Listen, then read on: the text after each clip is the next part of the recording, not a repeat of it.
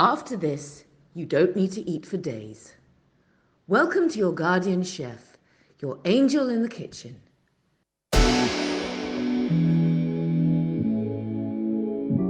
Today we are making Southern Italian lasagna recipe. In Naples, called Lasagna di Carnevale, as it is served on Fat Tuesday, which is Martedi grasso. It is a lavish meal traditionally served the day before Lent begins. In fact, after this, you will not need to eat for days. While the traditional lasagna recipe from northern Italy is made with Bolognese sauce and white bechamel sauce, the Lasagna alla Napoletana is made with a tomato meat sauce ragu mixed with ricotta cheese and filled with small fried meatballs, mozzarella cheese and hard-boiled eggs. This lasagna is a labour of love, but you can start preparing the different components the day before. These are the ingredients for the ragu. The quantities are in the description below. Dice a carrot, a stalk of celery and an onion to make a soffritto. Pour some olive oil into a large pasta pot and stir fry the vegetables. Here I use a pressure cooker, so I only need to cook my ragu for 30 minutes. Once the vegetables are soft and translucent, add the meat and sear it.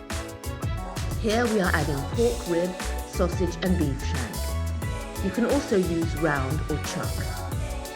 The best cuts of beef for a ragu are the cheaper cuts, usually well-worked muscles with a lot of connective tissues.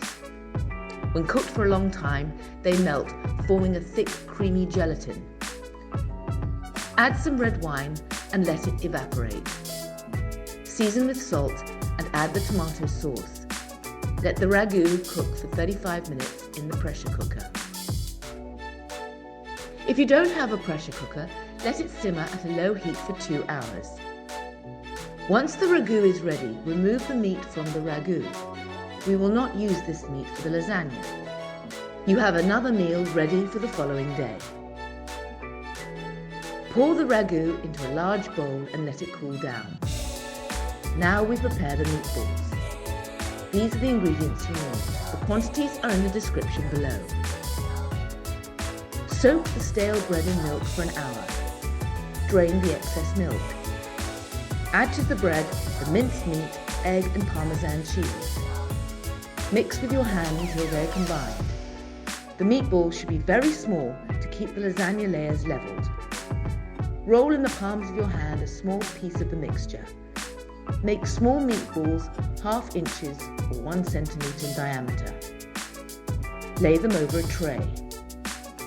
Heat some vegetable oil for deep frying. You can use a deep fryer if you have one. Fry the meatballs, remove from the oil, place on a paper towel to drain the excess oil, and now we prepare all the other ingredients. Hard boil the eggs. I use an egg timer for boiling eggs that changes colour based on how well the eggs are done. Remove the shell. Slice them very thinly with the egg slicer. Cut the mozzarella into thin slices. I use the egg slicer for the mozzarella as well. In a bowl, add some ragu to the ricotta. Work it with a fork to loosen it up. Now we are finally ready to layer the lasagna. Place all the ingredients around the lasagna baking dish. Start spreading some ragu at the base. Place the first layer of pasta. With a spoon, spread some ricotta cheese mixture over the lasagna sheets. Then spread the ragu sauce. Place the meatballs.